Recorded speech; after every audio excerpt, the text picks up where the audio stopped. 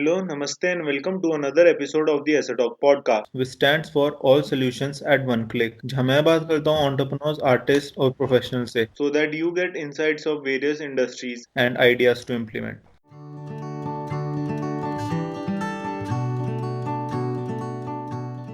तो आज हमारे साथ है ऋषभ श्रीवास्तव, जो अभी कॉलेज स्टूडेंट है, पर वो टीवीएफ के साथ राइटर भी है। तो चलिए बात करते हैं उनसे उनकी जर्नी के बारे में। Hello Rishabh. Hey Raghav, thank you for inviting me on your show. It's been a pleasure for me to be here. Thank you Rishabh for joining us. तो ऋषभ, सबसे पहले तो ऑडियंस को आप अपने बारे में बताओ, थोड़ा अपनी एजुकेशन बैकग्राउंड और आप क्या करते हो। श्योर। मेरा नाम ऋषभ श्रीवास्तव है और मैं अभी मास कम्युनिकेशन एंड जर्नलिज्म की पढ़ाई नई दिल्ली से कर रहा हूँ, गुरु गोविंद सिंह इंद्रप्रस्थ यूनिवर्सिटी से बैचलर्स कर रहा हूँ। इसके अलावा मैं बिहार से बिलोंग करता हूँ और मेरी पढ़ाई अभी तक बिहार और दिल्ली में हुई है। और इसके अलावा मैं दीवार फीवर टीवीएफ के साथ एज एन राइटर काम कर रहा हूँ। तो ऋषभ, आपका इस एंटरटेनमेंट इंडस्ट्री की तरफ रुझान कैसे हुआ? एंटरटेनमेंट इंडस्ट्री में आप कैसे है, क्योंकि आप बिहार से बिलोंग करते हो। ज़्यादातर जो उस तरफ के लोग होते हैं वो सोचते हैं कि हम कभी इस इंडस्ट्री में शायद आ ही नहीं पाएंगे, क्योंकि उन्हें बहुत मुश्किल लगता है इसमें आना।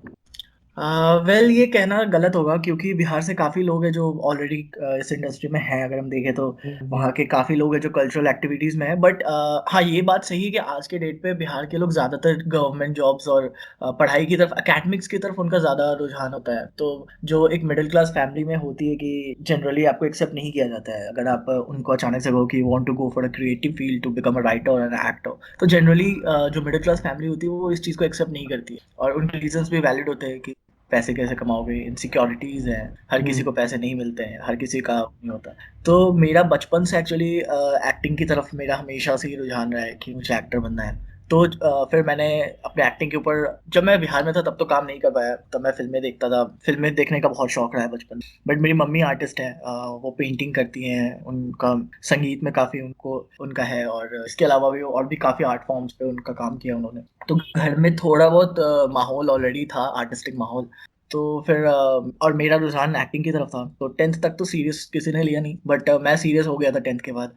फिर धीरे-धीरे राइटिंग की बात हुई तो क्लास 8 में मैंने नॉवल पढ़ना स्टार्ट किया था।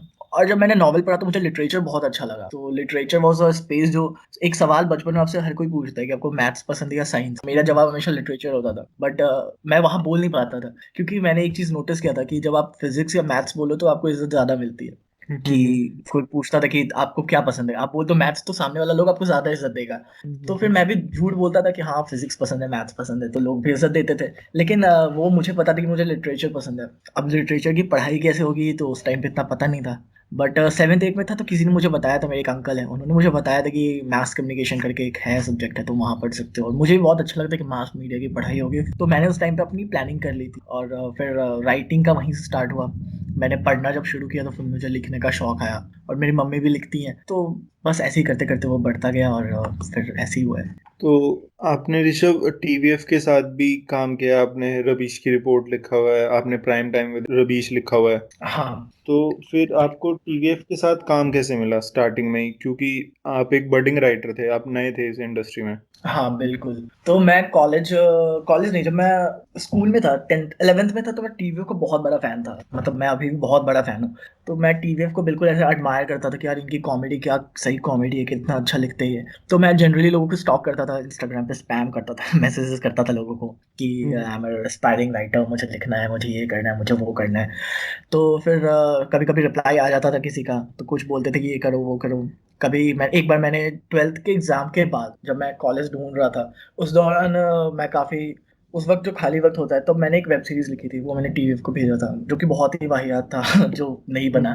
उसके बाद ऐसे ही चला था तो ऑलमोस्ट मुझे 1 साल हो गए थे लोगों को मैसेजेस करते हुए, डीएम करते हुए, ईमेल्स करते हुए, मैं कॉन्टैक्ट बना रहा था। फिर एक बड़े मियाँ हैं, ऑफ कोर्स यू नो अभिनव आनंद, जो भी क्रिएटिव प्रोड्यूसर है टी स्क्रीन पत्ती के। हाँ जी, हाँ जी। उनका एक दिन मुझे रिप्लाई आया, उन्होंने बताया कि तुम कुछ ऐसा लिख के भेजो। तो मैंने उनको भी कुछ लिख के भेजा, तो वो पसंद नहीं आया। फिर 5-6 महीने बाद मेरी भी उनसे कोई बात नहीं। फिर मैंने एक दिन, फिर मैं बहुत हुआ कि यार कुछ फिर से करते हैं। फिर मैंने उनको टेक्स्ट किया कि मुझे ऐसे-ऐसे कुछ काम बताओ ऐसा-ऐसा। तो उन्होंने बोला कि ठीक है, तुम बड़े-छोटे पे कुछ फ़नी लिख के भेज सकते हो तो भेजो। फिर मैंने अभिनव को वो लिख के भेजा और सडनली वो पूरी टीम को काफ़ी पसंद आया। और वो लोगों को इतना पसंद आया कि उसके बाद मुझे वहाँ के जो क्रिएटिव प्रोड्यूसर है, आयुष श्रीवास्तव नाम है उनका, उनका नंबर अभिनव ने दिया मुझे, बोला इनसे बात करो। फिर उसके बाद प्रोसेस स्टार्ट हुआ और फिर 5-6 महीने का प्रोसेस चला, फिर दे हायर्ड। तो ऋषभ, आपके राइटिंग का प्रोसेस क्या है? जैसे आपको टीवीएफ ने कुछ बोला लिखने के लिए, कोई स्केच बोला लिखने के लिए, तो आप फिर हम्म। उसकी रिसर्च कैसे करते हो और फिर वो लिखना कैसे शुरू करते हो? बेसिकली टीवीएफ से पहले जब मैं लिखता था तब तो काफी मैच्योर था। टीवीएफ जाके ही मैंने सीखा है कि रिसर्च कैसे करते हैं। तो बेसिकली ऐसा ही होता है कि हम जब किसी चीज के बारे में कर रहे होते हैं तो टीवीएफ का एक चीज है कि आप अभी जो चल रहा है रिसेंट टाइम पे जो चीजें चल रही है उसका एग्जाम्पल लो, उसका पैरेलल देखो, आज के हम्म डेट पे कौन सा मीम वायरल है। हम्म ये हम्म सब चीजें टीवीएफ वाले बहुत ज्यादा ध्यान रखते हैं हम्म कि जो हम्म पब्लिक समझेगी। और दी स्क्रीन पति का अगर आप टारगेट ऑडियंस देखो तो जो लड़के 13 से 25 साल के वही देखते हैं जनरली। तो हम्म यूथ क्या देखना चाहता है, यूथ क्या पसंद करता है, वैसे रेफरेंसेस दो।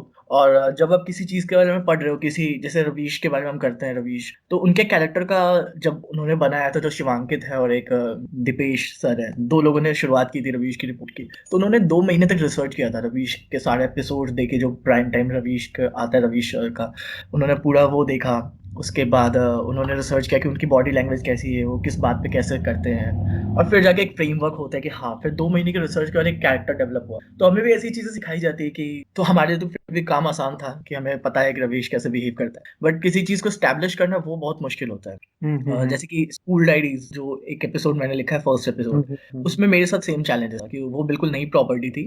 और मैंने और प्रतीश मेहता मेरे को राइटर, हम दोनों ने मिलकर उसको स्टैब्लिश किया था कि एक नई प्रॉपर्टी में स्टार्ट करने वाले हैं, सब कुछ नया था।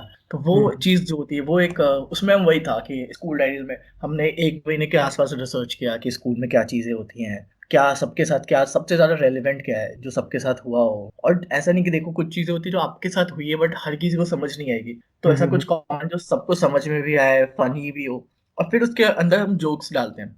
तो ये प्रोसेस होता है कि ज्यादा से ज्यादा लोग हमारी बात को समझ सके, ये मेन मोटो होता है। तो ऋषभ, जैसे आपने बोला कि आपने टीवीएफ जाके और मतलब सीखा, तो बिल्कुल। जो जिनसे सीखा वो आपके ही को राइटर थे या किसने सिखाया आपको वहां पे जाके?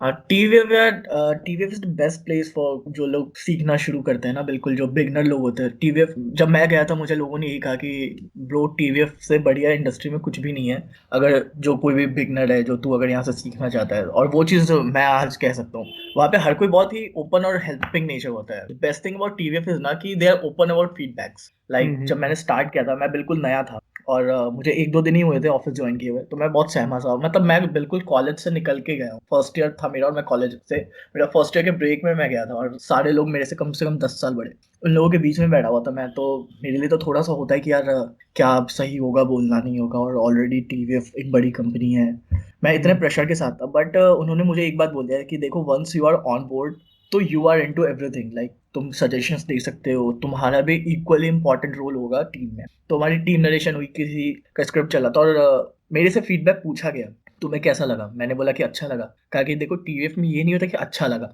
ये तुम आम लोगों की तरह मत बोलो। Now you are a creator, so तुम्हें क्रिटिसाइज करना होगा, ये जानबूझ के नहीं, बट तुम क्रिटिकल एंगल से सोचो, क्रिएटिव एंगल से सोचो कि इसमें क्या और चीजें अच्छी हो सकती हैं। और फिर मैंने वहाँ फीडबैक का एक कल्चर जो टीवीएफ के अंदर, वो मैंने वहाँ देखा कि लोग फीडबैक देते हैं, लोग एक दूसरे को क्रिटिसाइज, हेल्दी क्रिटिसिज्म करते हैं, और हम्म लोग एक्सेप्ट करते हैं। लाइक जब मैंने भी लिखा तो लोगों ने क्रिटिसाइज किया मुझे कि ये क्यों लिखा है, इसका क्या मतलब है। और वो चीज़ें ही हेल्प करती है आपको अच्छा कंटेंट देने में।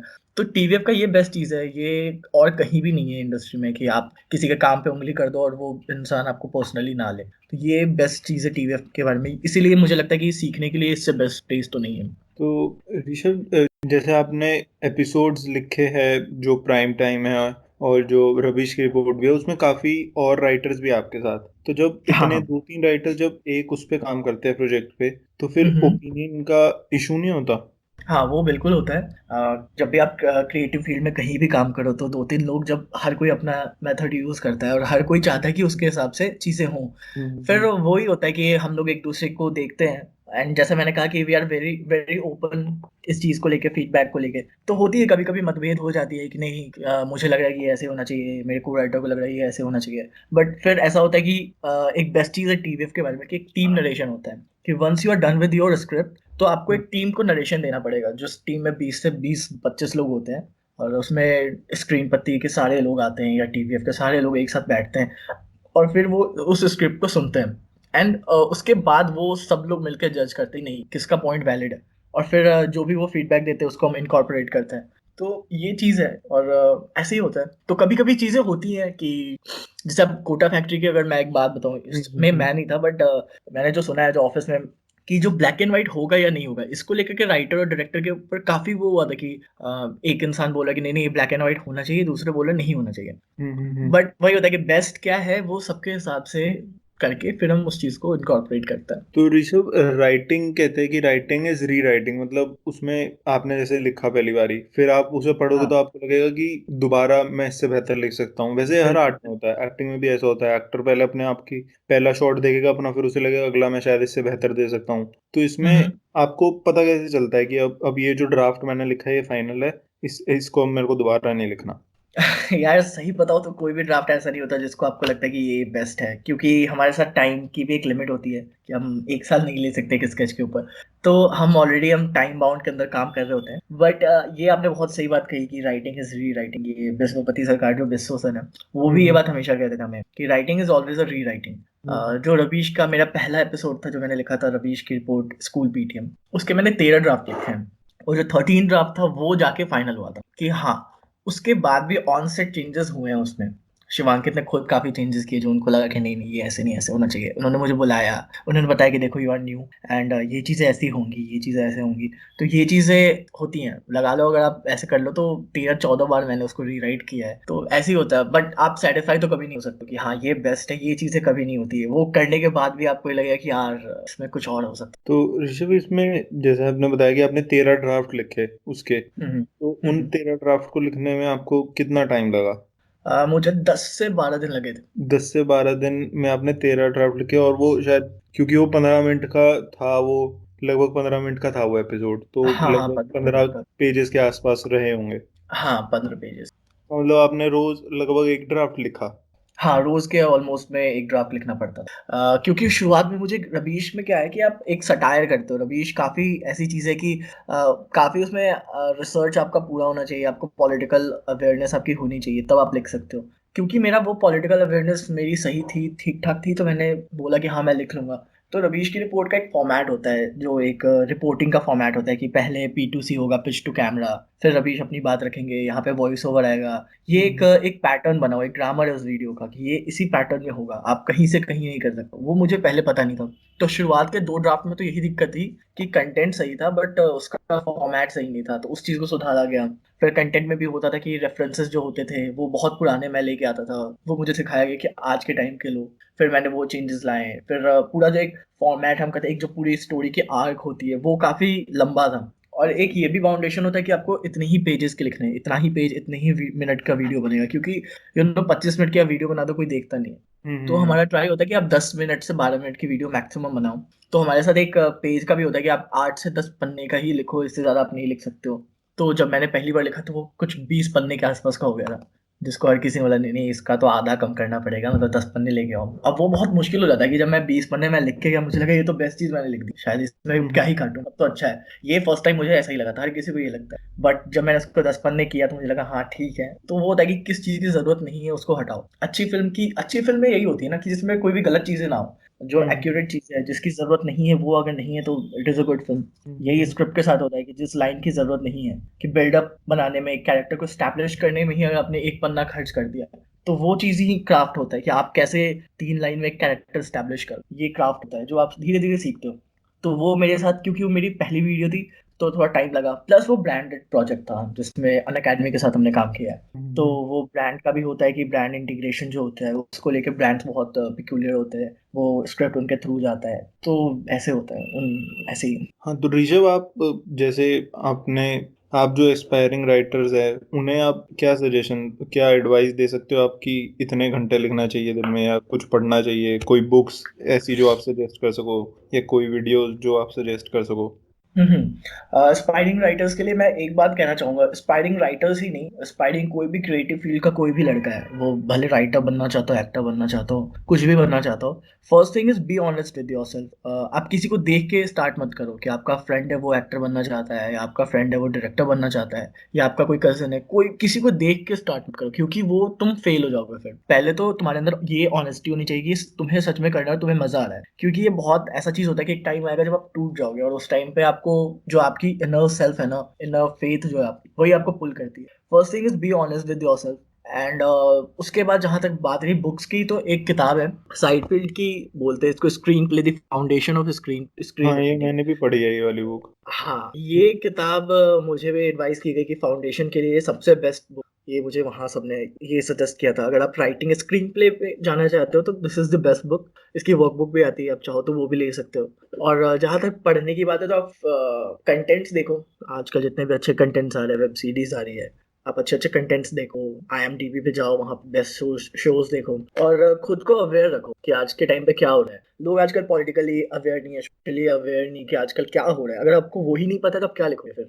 क्योंकि हम्म। कभी आपको जरूरत पड़ सकती है। आप जितना खुद को इंटेलिजेंट बनाओगे, आप उतने अच्छे राइटर बनोगे, और राइटर के लिए सबसे ज्यादा जरूरी होता है पढ़ना। अगर आप स्क्रीन राइटिंग की ही बात करो, तो आपको जब तक इंसिडेंट्स पता नहीं होंगे, आप नहीं लिख सकते हो। जब आपको इश्यूज आपके पास है ही नहीं, तो आप कहाँ से स्टोरी बनाओगे। और हम्म। एक और चीज है कि अलग लिखो। अलग लिखने का ये मतलब है कि इंडिया में रोमांस बहुत ओवर हो चुका है। हर हम्म। कोई रोमांटिक स्टोरीज लिखता है कि एक लड़का था, एक लड़की थी, फिर लड़की ने उसको धोखा दे दिया, फिर लड़के का इंतकाम हुआ, ऐसा ऐसे ये एक पैटर्न है। और इसको ही हर कोई अपने, और लोग अपने खुद के जो उनके साथ हुआ है ऐसा कुछ कुछ ऐड करके उसमें डाल देते हैं। इस टाइम पे इम्तियाज अली को अगर आप देखो, तो वो अलग स्टैंड करते हैं, बिकॉज उनकी लव स्टोरी में कुछ तो अलग चीज होती है ना। वो हम्म। अलग फैक्टर आप खुद में ढूंढो कि आप चीजों को अलग कैसे कर सकते हैं। तो अलग लिखो, और राइटिंग इज री राइटिंग, ये मैं भी बोलूंगा, तो वो करो। और वही है यार, आप तुम जितना पढ़ोगे, जितना लिखोगे, उतना अच्छे राइटर बनोगे। वक्त लगता है। So thank you, Rishabh, for joining us. Thank you so much Raghav for having me. So you can check Rishabh's blog on my site, asodog.com. I am Raghav Singhal signing off. Thank you for joining us.